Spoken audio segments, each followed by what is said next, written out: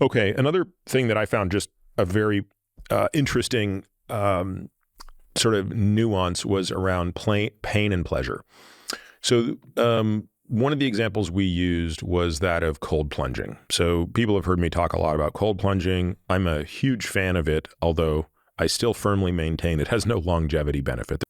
But I do think there are two distinct benefits. I think one is a reduction in inflammation and muscle soreness.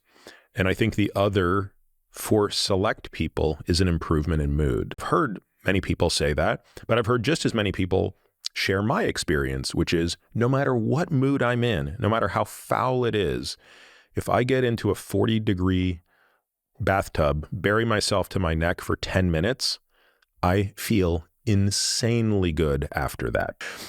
So what it really comes down to is endogenous dopamine production from pain. So Anna talked about how we live in a state of homeostasis, right? This is obviously a factor spread across all of biology. So when it comes to maintaining regular glucose levels, when it comes to maintaining a regular pH, body temperature, all of the core things that allow us to live require homeostasis, and the body has remarkable tools for adjusting up and down to keep us in that window, and dopamine is no exception.